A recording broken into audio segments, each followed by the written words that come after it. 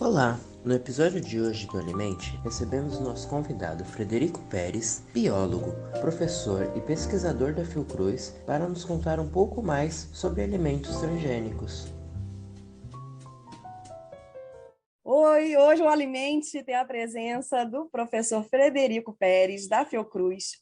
A gente fica muito feliz com a sua presença, professor, a sua trajetória na saúde coletiva, na saúde pública, é muito importante, né, com temas aí relacionados à saúde do trabalhador, à saúde ambiental. Então, a gente dá as boas-vindas pelo Alimente, pela sua presença. Professor Frederico, é um prazer recebê-lo no Alimente. Como a professora Aline falou, a sua trajetória é algo louvável e a gente com certeza vai aprender muito hoje aqui. Então, a gente queria que o senhor começasse falando um pouquinho dessa trajetória. Obrigado, Renato. Obrigado, Aline, pelo convite. Para mim é um prazer e uma alegria estar aqui num espaço como esse, tão necessário em épocas em que a ciência é questionada, em que a ciência é colocada e à prova por mais diversos motivos, né? Eu sou uma pessoa que foi formado na ciência, eu sou biólogo de formação, mas muito antes de entrar numa universidade em ciências biológicas, eu fui formado por dois cientistas. Eu sou neto e filho de cientistas, né? Meu avô e minha mãe são engenheiros nucleares. Meu avô já falecido, minha mãe aposentada, mas foram grandes referências na minha curiosidade e na minha dedicação às questões de ciências desde muito cedo. E eu tive o privilégio de conhecer, pela televisão, né, ao Carl Sagan, que é, eu acho, grande referência para a divulgação científica na história. É difícil haver alguém com uma habilidade tão grande de divulgar ciência como Carl Sagan, e que me deu um pouco desse gostinho por buscar o conhecimento, mas, ao mesmo tempo, tornar o conhecimento acessível a todos. E isso marcou a minha carreira. Eu fui fazer, depois, a especialização, mestrado, doutorado, sempre no campo da saúde pública, articulando a saúde ambiental e a saúde do trabalhador a questões de comunicação. Então, grande parte dos meus estudos são em comunicação e percepção dos riscos associados às questões ambientais com interferência na saúde humana. Dediquei muito tempo aos estudos de populações expostas a agrotóxicos, e talvez esse foi o tema, ou, vamos dizer, o grande movimento que me aproximou aí da questão que nós vamos discutir aqui hoje, nesse episódio, e que eu estou muito feliz de poder tratar e poder conversar com vocês. O Frederico assim, é um professor querido da turma. Eu estou fazendo especialização na Fiocruz, ele é professor da especialização em divulgação e popularização da ciência. Eu falo dessa especialização com muita alegria, assim, é uma oportunidade única de estar junto com aquela turma, né? A nossa turma tem 20 alunos, mais ou menos, e então é muito interessante essa dinâmica, né, de entender melhor a gente na posição de cientista, de pesquisador, em divulgar, e cada vez de uma forma mais crítica, né? E o Frederico tem uma disciplina muito bacana que traz essas controvérsias, né, a parte ética. A gente sempre tem que se preocupar, e ele sempre fala, nós não somos Carl Sagan. Então, assim, vamos ser humildes, né, e olhar as fontes com mais critério antes de se falar as coisas para a população, para a sociedade, né? Então, retomando aqui o nosso assunto, né, Frederico? Uma pergunta básica para começar, nosso tema é transgênico. Então, o que são os alimentos transgênicos? Bom, vamos lá. Primeiramente, dizer que transgênicos é uma das palavras mais polissêmicas que nós temos aí, que representa um conjunto muito abrangente, né, de métodos, de produtos e de aplicações. Então, nós estamos falando de organismos que são manipulados geneticamente para expressar alguma característica que ele originalmente não tinha. Então, no caso dos alimentos transgênicos, nós estamos falando de sementes de plantas que foram manipuladas geneticamente para poder expressar essa característica que a planta naturalmente não tinha, mas que tem um interesse, seja um interesse comercial, seja um interesse relacionado à saúde. E as aplicações são as mais diversas as possíveis, né? Então, nós temos, por exemplo, essa manipulação genética de plantas para o aumento da produtividade, para resistência a pragas, para adaptações climáticas, por exemplo. Nós vivemos em um mundo com transformações intensas causada pelas mudanças climáticas e, cada vez mais, a necessidade de se pensar alimentos que possam resistir a essas mudanças. Nós também sabemos que essas mudanças e essa manipulação genética desses alimentos não vem dissociada dos interesses daqueles que financiam esse tipo de tecnologia. Então, grande parte hoje da manipulação genética de alimentos, né, da produção de transgênicos, está associado ao aumento, ao incremento da produtividade agrícola e à obtenção de lucros. E, nesse caso, há muitas linhas e muitas plantas hoje que são trabalhadas do ponto de vista da manipulação genética para resistirem aos insumos químicos e, consequentemente, facilitar, aumentar os processos de produção agrícola. Então, as plantas resistentes a agrotóxicos, por exemplo, vem sendo um grande filão dentro disso que nós chamamos aí de alimentos transgênicos. Então, em suma, é um conjunto muito grande de técnicas de manipulação genética aplicadas a uma infinidade de organismos com objetivos diferentes, mas sempre com o objetivo de gerar nesse organismo uma característica que ele naturalmente não expressava. Muito interessante você colocar isso, Frederico, porque a parte da minha formação foi em Viçosa, e eu fiz meu doutorado no Bioagro trabalhando com soja. E lá eu não trabalhei com transgênicos, eu trabalhei com sojas melhoradas, né, a partir de cruzamento.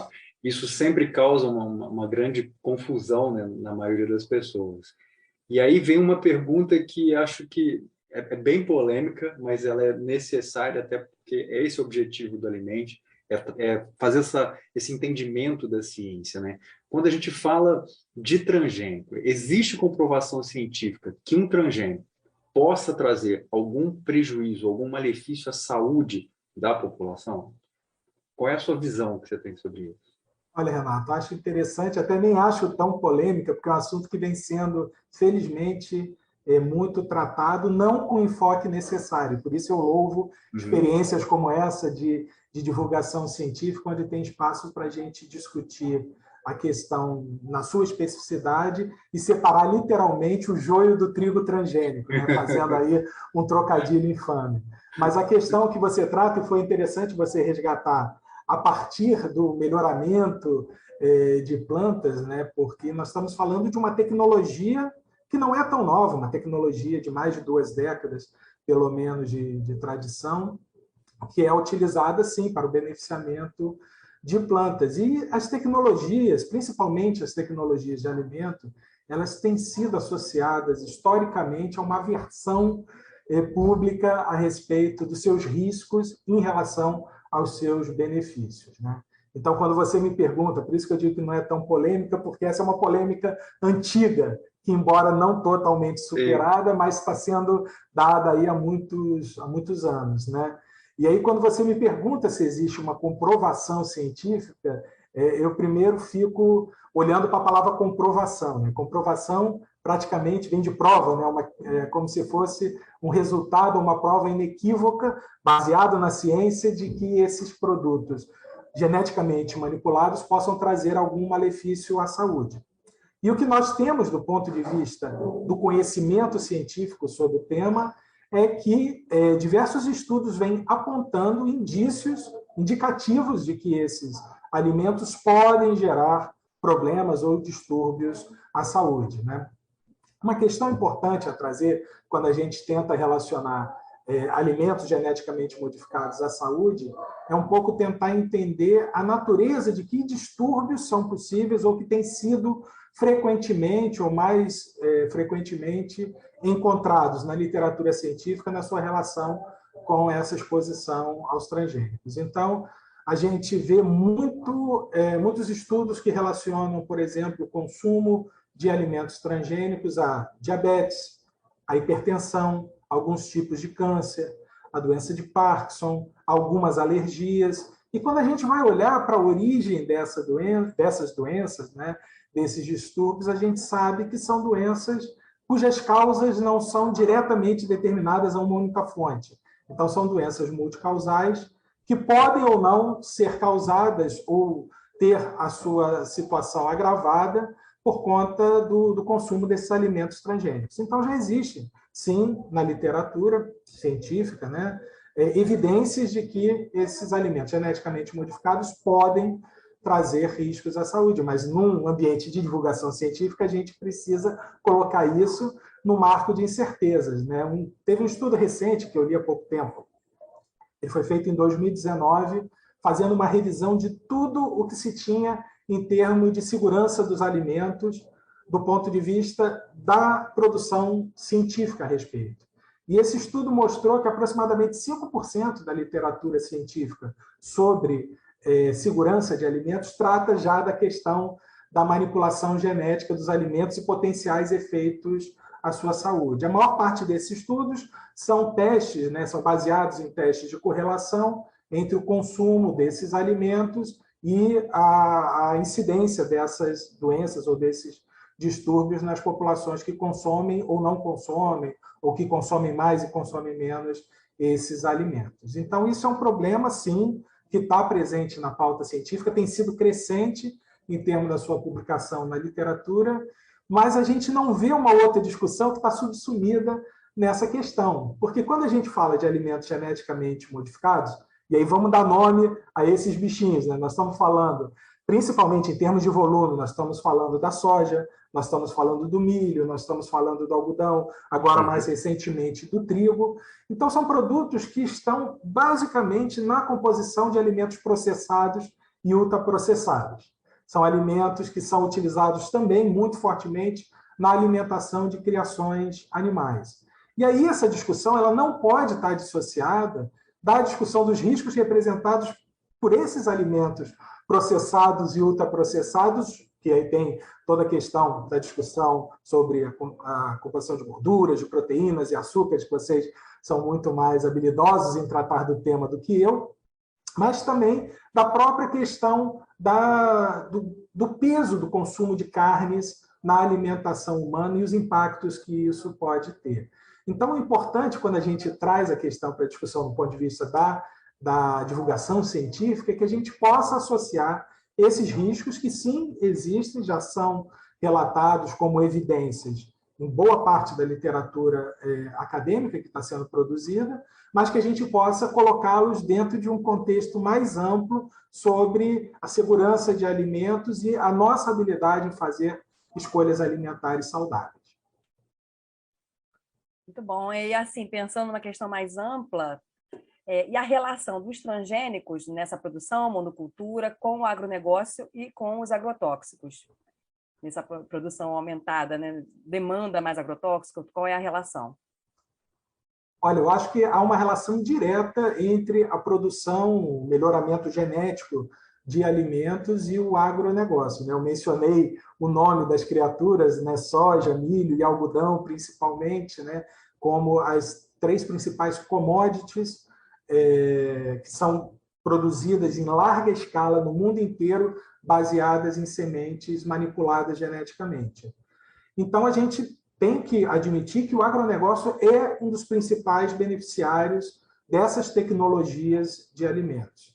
Dizer que essas tecnologias são feitas para matar a fome do mundo é parcialmente verdade e é a parte menor da verdade, né? Você tem o grande benefício aí, é o aumento da produtividade agrícola, das margens de lucro que o agronegócio tem em tratar alimentos como commodities agrícolas que são vendidas aí nos grandes mercados internacionais.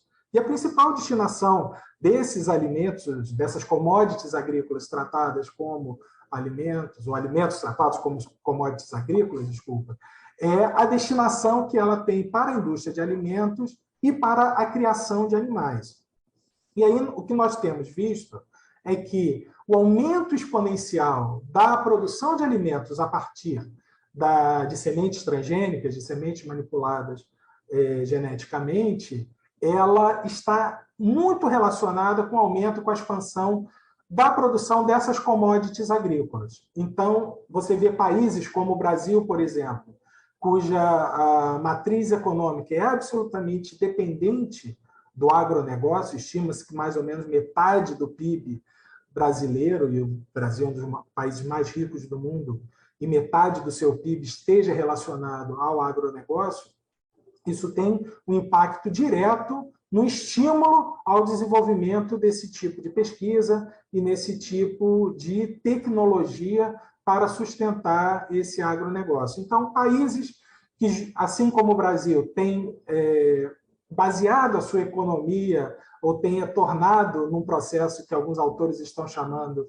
de reprimarização da economia, quando há um aumento da dependência da comercialização de produtos primários, como os produtos da agricultura e da pecuária, esses países tendem a enfrentar problemas relacionados ao incremento muito forte do agronegócio na sua relação com o desenvolvimento e a expansão da produção de commodities agrícolas geneticamente modificadas. E como nós vimos que grande parte da manipulação genética está para melhorar a produtividade agrícola, uma das funções, né, mais frequentemente utilizadas nessas técnicas de manipulação genética de alimentos é que elas resistam a determinados agrotóxicos utilizados nos processos produtivos. Então, a soja, por exemplo, ela foi modificada geneticamente para resistir a um herbicida que era utilizado para controlar ervas daninhas nos processos de produção dessa soja, no plantio dessa soja. Então, esse tipo de associação é muito importante ser feita, que é uma associação direta e que tem a ver com as grandes forças motrizes que estão por trás desse aumento, tanto da expansão aí do uso de sementes geneticamente modificadas, que é uma relação direta com o aumento do agronegócio e das políticas incentivadoras no campo das escolhas macroeconômicas das nações. Então, são problemas casados, né? Aparentemente, a gente está discutindo lá o alimento geneticamente modificado, mas nós temos que compreender isso num cenário mais abrangente, que vai desde essas grandes forças motrizes até os possíveis efeitos à saúde, que nós já discutimos aqui, sem mencionar nos grandes efeitos que já estão sendo vistos no ambiente em diferentes partes do mundo. Muito legal quando a gente começa a associar o que você fala com o entendimento da nutrição, né? E aí você pegou o exemplo da soja, né? A soja tem mais ou menos um grão de soja, né? Tem mais ou menos 2.200 proteínas diferentes. E aí quando você faz, né, a modificação genética dessa soja, é óbvio que você também modifica essa expressão gênica, né? Essa expressão genética. E aí eu fico pensando em todos os compostos, os polifenóis, os compostos bioativos, que não estão sendo mais estudados e que talvez trariam essa proteção, né, para o indivíduo, e que agora passa a ter a produção de outros compostos que podem, na verdade, fazer um dano à saúde, né, da população. E, em contrapartida, a gente vê a força desse agronegócio, né, como você bem colocou, na questão econômica do país, nas decisões políticas do país. E aí, falando de decisão política, não tem como deixar de comentar a questão da rotulagem dos transgênicos, né? Por que existe essa tentativa tão forte de retirada, né, de um selo identificando que esse alimento é transgênico? Como é que você vê esse processo? Perfeito, você foi preciso ao fazer essa relação, porque quando a gente está falando sobre rotulagem, a gente está falando sobre comunicação, sobre dar publicidade às informações, nós temos que levar em conta o que está por trás disso. Então, a indústria do alimento sabe muito bem, e isso está na origem da questão que você me coloca, que existe uma aversão pública, isso no mundo inteiro, não só no Brasil, uma aversão pública à tecnologia de alimentos. Você estudou isso bem, sabe que as pessoas, quando um alimento é manipulado de alguma forma, seja para um melhoramento, através de cruzamentos mais simples ou possíveis, ou técnicas que mexem na composição genética da planta para poder conferir a ela uma determinada característica, isso existe um histórico de aversão do público a essas tecnologias, que começam a ver toda essa manipulação e toda essa tecnologia, por mais segura e bem controlada que seja, como uma interferência no natural. Aí entra a questão do manipulado versus natural. E no âmbito dessa aversão, quando você dá notícia, você dá informação, você torna visível a informação de que aquele determinado alimento ele foi manipulado de alguma forma, mesmo que as pessoas não entendam a ciência que está por trás disso, os riscos que elas estão correndo, existe uma aversão a esses produtos. E aversão a um produto oferecido pela indústria significa perda de lucro, né? Significa diminuição da venda desse produto. Então, há um lobby hoje, muito claro, não de hoje, já vem de muito tempo, a indústria alimentícia no mundo inteiro é muito poderosa e absolutamente competente em fazer esses lobbies em diferentes setores da sociedade para minimizar essa aversão pública à tecnologia de alimentos e facilitar, assim, a aceitação desses produtos ultraprocessados. E isso está no bojo da questão que vem as possíveis mudanças na lei de rotulagem de alimentos no Brasil, que exige, né, que o produto seja identificado com um pictograma bem característico, um triângulo com um T, aqueles produtos cuja composição ultrapassem uma quantidade de alimentos geneticamente modificados em 1% da composição total do alimento. E essa tentativa que a gente vê aqui acontecendo no Brasil, de se tentar retirar esse selo, né, de se tentar mudar o processo de rotulagem, que é um ganho que confere a possibilidade da gente colocar na mão do consumidor a decisão e uma informação qualificada se ele vai ou não consumir aquele alimento por saber que ali tem um processo, tem uma tecnologia de manipulação. É uma tentativa que está indo, de certa forma, na contramão de uma tendência regional, que é de tornar visível ou destacados os riscos associados a alimentos ao consumo de alimentos ultraprocessados, né? Então, eu queria destacar aqui a lei do etiquetado no Chile, na Argentina, que passaram em breve, que botam octógonos pretos na capa dos produtos ultraprocessados, indicando altos teores de açúcares, de gorduras, quando for o caso, e que vem sendo discutida para implementação em breve no Brasil, não na mesma maneira, com o mesmo design, mas de uma forma a tornar mais evidentes esses componentes que fazem mal à saúde humana nos produtos ultraprocessados. Então, esse lobby, essa pressão, é uma tentativa de ir na contramão dessa tendência regional, porque uma rotulagem clara facilita a possibilidade da gente avançar em termos de estratégias, tanto de promoção de hábitos alimentares mais saudáveis, quanto também para que a gente possa ir desenvolvendo ao longo do tempo, junto à população, aos indivíduos que consomem esses alimentos, habilidades e competências para fazer as suas escolhas alimentares mais saudáveis. Então, a questão também precisa ser compreendida de uma maneira processual e historicamente contextualizada aí, né, dentro dessa grande importância que tem a indústria de alimentos nas economias regionais, sobretudo aqui na América Latina. Eu vou precisar, né, de um pouco mais da sua sabedoria até para me ajudar a entender esse mundo que a gente vive, né? Quando a gente pensa em melhorar geneticamente, isso é um contexto histórico, né? A gente sempre escolheu algumas sementes em detrimento de outra, então sempre houve o processo de tentar essa melhora para aumentar a produção, né, para todo mundo ter acesso ao alimento. E aí você tocou num ponto que para mim foi crucial. Quando a gente pensa que os ultraprocessados, eles pioram a nossa qualidade de vida. E quando você pensa ainda que esses ultraprocessados estão sendo feitos com plantas transgênicas, com grãos transgênicos, existe um sinergismo na nutrição que é muito importante, que é quando você junta duas coisas, uma potencializar a outra. E aí quando você pensa em retirar esses selos, ou não deixar colocar mais esses selos, chega a ser cruel, né, para a população. É você tirar realmente o processo educacional, é você tirar a educação nutricional do indivíduo, é você tolir ele de ter acesso a um conhecimento que pode decidir a vida dele, mas que, muito mais do que isso, altera toda a política pública, de custo, de gasto, né, de planejamento, e que a gente vê hoje que não existe um planejamento. Quando você pensa, por exemplo, em obesidade, não existe uma política pública para tirar esse indivíduo do ambiente obesogênico. tem uma política para colocar esse indivíduo no ambiente, né? Então, além de tudo, me parece meio cruel, né? Eu estou errado em pensar desse jeito ou não?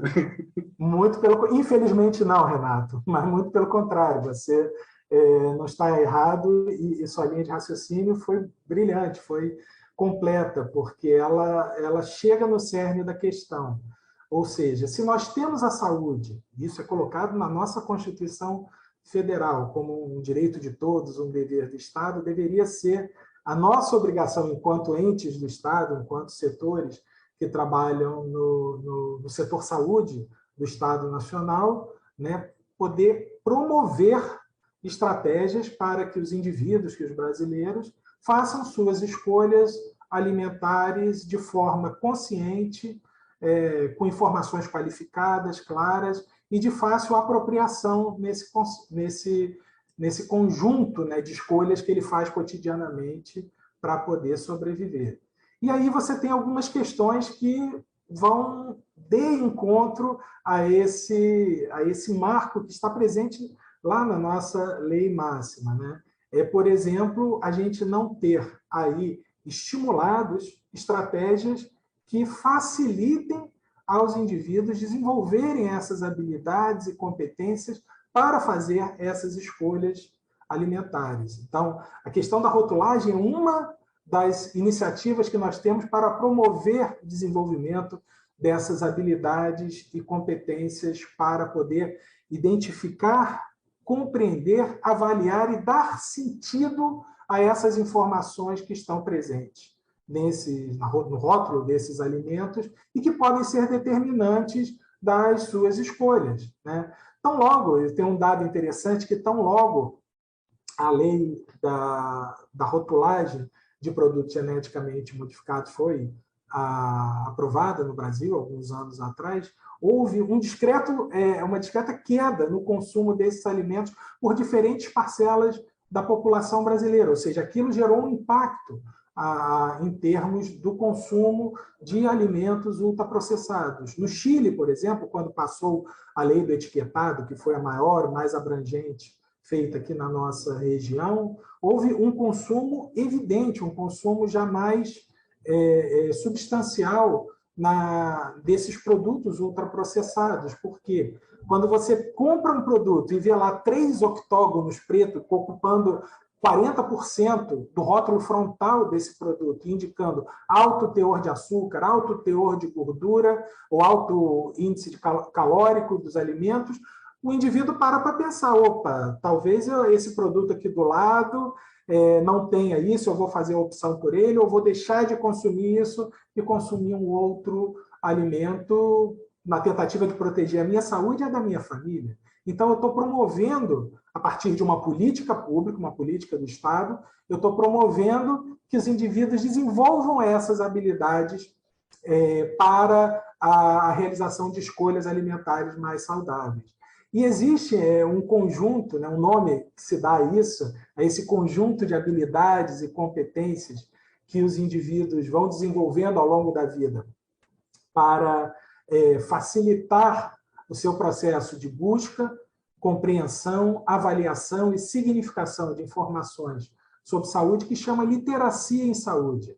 A literacia em saúde é um conceito que vem sendo amplamente utilizado no mundo inteiro e trabalhado do ponto de vista das políticas públicas, ou seja, a necessidade da gente incorporar no conjunto das nossas políticas públicas o desenvolvimento da literacia em saúde em diferentes grupos da população brasileira, sobretudo aqueles que estão mais vulneráveis a esse ambiente obesogênico que você descreve muito bem, é uma estratégia não só necessária, como urgente, e que nós devemos cobrar. Então, tem todo um movimento, ainda tímido, mas que já vem alcançando um aumento no nosso país, de tentar incorporar no âmbito das nossas políticas públicas o desenvolvimento da literacia em saúde de diferentes grupos da população, com destaque para aqueles que se encontram mais vulnerabilizados em termos das suas escolhas alimentares, ou seja, aqueles que têm menos capacidade de fazer escolhas alimentares informadas, seja por disponibilidade de alimentos, seja por questão do valor dos alimentos ou por desconhecimento dos riscos. A questão da literacia é bem interessante e, assim, engajar o público, né? A instituição, né? A academia, os pesquisadores trazer essa informação para o público numa questão de saúde pública mesmo, de ação, né? De Estado, política.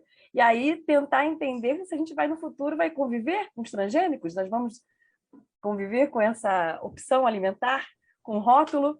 Então, o que você imagina assim, para nossos próximos anos? Bom, nós já convivemos com os transgênicos, então estamos no futuro, né? O futuro é o nosso presente, né? Esses alimentos já são incorporados à nossa dieta há pelo menos 2 décadas, pela produção em larga escala, principalmente dessas commodities agrícolas, com uma possibilidade de se amplificar isso, né, com a difusão agora do trigo transgênico, que acaba de ser autorizado sua comercialização na Argentina e, mais recentemente, autorizada a sua importação pelo Brasil. O Brasil não é um grande produtor de trigo, não está dentre as principais commodities que o país produz, porém é um grande importador, e importa grande parte do seu trigo da Argentina. E essa questão agora suscita para a gente algumas preocupações, assim como a soja, há 2 décadas atrás, a incorporação da soja transgênica na cadeia alimentar brasileira e na cadeia produtiva nacional, no caso, trouxe bastante preocupação. Então, é algo que nossa preocupação é real e é do presente, é imediata. Então, qual a questão que fica para a gente? Primeiro, a possibilidade da gente estimular e fortalecer estratégias que deem aos indivíduos uma capacidade de realizar escolhas alimentares mais informadas, escolhas alimentares mais saudáveis, mas calcadas em informações que eles consigam acessar, compreender, avaliar e dar sentido. Por isso, o conceito de literacia em saúde é chave para o entendimento dessa questão. E o outro lado da questão está na nossa capacidade de pressionar por uma matriz econômica que seja mais sustentável, ou pelo menos menos insustentável do que essa cadeia que depende tanto de produtos primários, principalmente na exportação de commodities agrícolas, como soja, como milho, como algodão, a pecuária e também a mineração, no caso do Brasil. Então, para a gente poder ter um futuro um pouco mais tranquilo, para que a gente possa ter um pouco mais de segurança em termos do ambiente em que nós vamos viver e nos alimentar nos próximos anos, é fundamental que a gente consiga, sociedade civil, universidade, principalmente a divulgação científica, trabalhar por essas 2 frentes, pelo aumento da literacia em saúde, para proporcionar à população brasileira capacidade de fazer escolhas alimentares mais saudáveis, mas, ao mesmo tempo, proporcionar uma pressão positiva, nesse caso, sobre os agentes públicos, os formuladores das políticas públicas de alimentação e nutrição no país, para que possam garantir, né, as condições necessárias para que esses indivíduos façam essas escolhas saudáveis e mais sustentáveis nos próximos anos. Então, uma cadeia que, de certa forma, está imbricada e para a qual a divulgação científica ela tem um peso fundamental, ela tem uma importância fundamental. Por isso, eu novamente parabenizo vocês por essa iniciativa. Esse é um espaço interessantíssimo e são demais iniciativas como essa que nós precisamos para poder dar mais um passo em termos de um projeto de desenvolvimento de sociedade um pouquinho mais avançado do ponto de vista da alimentação e nutrição. Frederico, eu não podia deixar essa oportunidade passar sem tentar fazer uma correlação que para mim é muito importante, né? Você deixou muito claro essa relação entre agronegócio e entre transgênico, e a gente falou muito desse aspecto da saúde para a população, mas tem um ponto que eu vou realmente pedir a sua o seu conhecimento, a sua opinião mesmo sobre o caso, que é uma relação direta entre o agronegócio, o transgênio e, ao mesmo tempo, uma desvalorização, uma piora da agricultura familiar. Você vê algum link nesse processo e como é que a gente poderia, né, tentar minimizar esses danos que com certeza estão acontecendo? Olha, eu vejo relações diretas e inequívocas, e não só eu, como diversos diversos atores da prática, pesquisadores, acadêmicos, que têm se dedicado a estudar as relações de produção, aos padrões de produção e consumo no Brasil, com ênfase na evolução e nas mudanças acontecidas na agricultura nos últimos anos, principalmente, né, em função dessa reprimarização da economia nacional, que se tornou tão dependente da monocultura exportadora, do alimento como commodity. Eu vejo uma relação direta, porque ao mesmo tempo em que você avança em termos das áreas que são destinadas para a produção dessas commodities exportadoras, e que muitas delas têm na origem da sua cadeia sementes geneticamente modificadas, como você bem aponta, e aí eu destaco principalmente a soja, que desde os anos 70 já forçou uma expansão na sua área produtiva em mais de 500%, em termos de áreas destinadas à agricultura de soja desde os anos 1970 até os dias de hoje, invadindo muitas das vezes biomas naturais, trazendo impactos relacionados às fontes de água, relacionados às matas nativas e à biodiversidade que nós temos no nosso país. E uma área cujo corredor se expande justamente em direção e atravessando dois dos mais importantes biomas que nós temos no nosso país, que é o Cerrado. O Centro-Oeste se torna aí o grande polo produtor de commodities agrícolas e principalmente da soja, e agora indo na fronteira norte do Cerrado para a região Amazônia, ameaçando o bioma com maior biodiversidade que nós temos no planeta. Então, é um problema que está totalmente imbricado e relacionado. Vocês que estão aí em Juiz de Fora, né, eu tenho a família da minha esposa de Campo Belo, e eu passo muito por Juiz de Fora, e depois sigo a Barbacena até Lavras, para poder visitar a família, e tenho acompanhado nos últimos anos, nesses últimos 20 anos em particular, que eu passo 3, 4 vezes ao ano ao longo dessa estrada, a mudança que tem em termos das áreas destinadas às produções, principalmente no trecho da estrada entre Barbacena e Lavras, onde você via uma forte presença da indústria da produção de leite, né? Principalmente do gado, da produção de leite, também muito café, aí bastante laranja ali naquela região, e hoje praticamente 80% das áreas destinadas à produção estão com plantio de soja. Então, você tem aí uma relação direta entre a expansão do agronegócio, principalmente da soja, que é um produto altamente lucrativo, é uma commodity altamente lucrativa. O Brasil não se torna, da noite para o dia, o maior exportador de soja do mundo. Isso é um processo que levou alguns anos e algumas escolhas estiveram por trás desse processo. E essas áreas que anteriormente eram destinadas à agricultura familiar, e essa sim é que mata a fome do povo, essa sim é que é responsável pela alimentação da nossa população, ela vai perdendo essa área para poder dar local e abrigo a essas produções que são, em quase toda a sua extensão, exportadas, e cujo lucro nem ficam nas próprias regiões, já que são comercializados por grandes empresas transnacionais, e o lucro, muitas das vezes, não é revertido